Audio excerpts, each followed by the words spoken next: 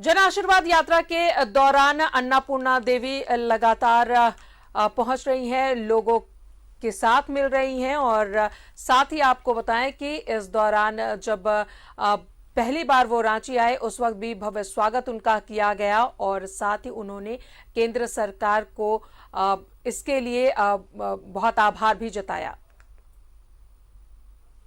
जन आशीर्वाद यात्रा के बहाने केंद्र की योजनाओं पर हुई बात, नई शिक्षा नीति पर नई शिक्षा राज्य मंत्री का संवाद, इंजीनियरिंग की पढ़ाई होगी हिंदी में, राज्य सरकारों से मांगा जा रहा नई शिक्षा नीति पर साथ।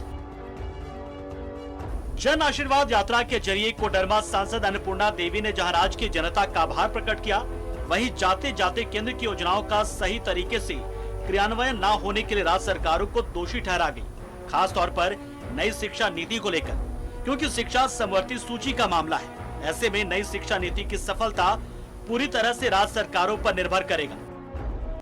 क्लास 6 से व्यावसायिक शिक्षा की ओर हम अपने बच्चों को स्कूली शिक्षा के साथ साथ व्यावसायिक शिक्षा में भी बच्चों को हम।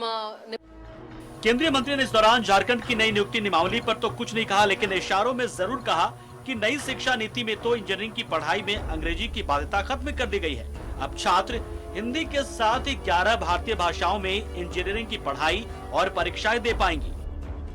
उन्होंने राज्य के लंबित केंद्रीय विश्वविद्यालयों पर काम शुरू करने की बात भी कही। तो बिल्कुल राज्य सरकार की उसमें जवाबदेही ज्यादा होती है, लेकिन एक समन्वय स्थापित करेंगे झारखंड के विकास के लिए, झारखंड के हित के लिए, झारखंड के लोगों के लिए।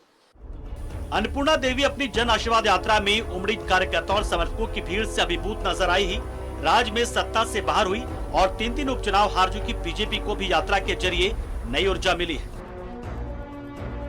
न्यूज़ 11 भारत के लिए धनबाद से अरुण बंडवाल की रिपोर्ट।